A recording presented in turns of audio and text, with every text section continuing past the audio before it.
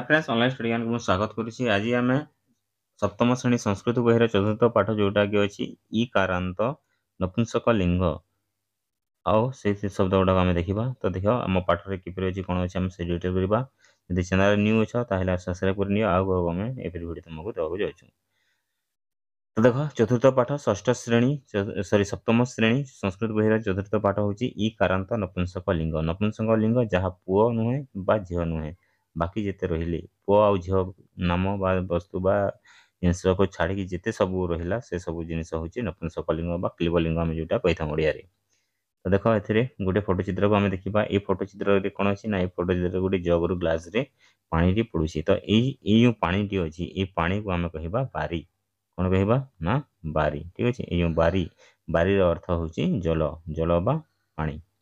Next अच्छी अस्थि अस्थि मान यहाँ तो हाड़ कंकाली जोटा जादूगर गुड़ाक रखी था से फोटो चित्रटा अच्छी। तो ये अस्थि बने हाड़ आम प्रायतः ये हाड़ गुड़ाक किए बलद कि कौटी मरी मुरा जाते से देखा पाई था।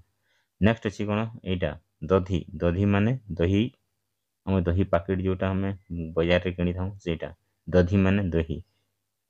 शक्ति शक्ति माने जंग ये जो पाठटा अच्छी ये पार्टा आम बॉडीर ये पार्ट को जंग कही था।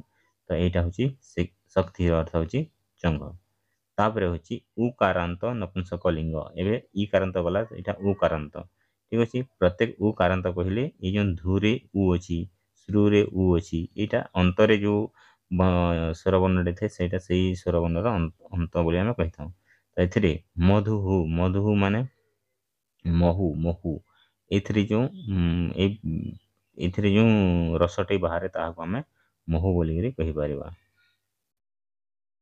नेक्स्ट श्मश्रु श्मश्रु माने ये जो दाढ़ी अच्छी कौटा ये बाबा जो ये दाढ़ी अच्छी यहाँ को कहवा श्मश्रु है एरो चिन्ह अच्छी। देख यहाँ एरो चिन्ह अच्छी। तो ये जो अच्छी यहाँ को आम कहवा दाढ़ी श्मश्रुर अर्थ हूँ दाढ़ी। दारु दारुर अर्थ कौन दारुर अर्थ हूँ काठ गंडी बा काठ बोलिक आम कहीपर।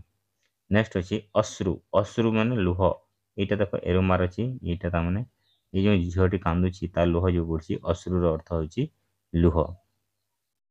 एपरी भाव में तुम यहाँ पाठटे थी बहुत कम अच्छी। तो तुम्हें चतुर्थ पाठ को आराम से बुझी बोली मोर भावना अच्छी। वीडियो केमी लगे मतलब निश्चय जनइब। आम यार अभ्यास देवाक जाऊँ। रखुची धन्यवाद।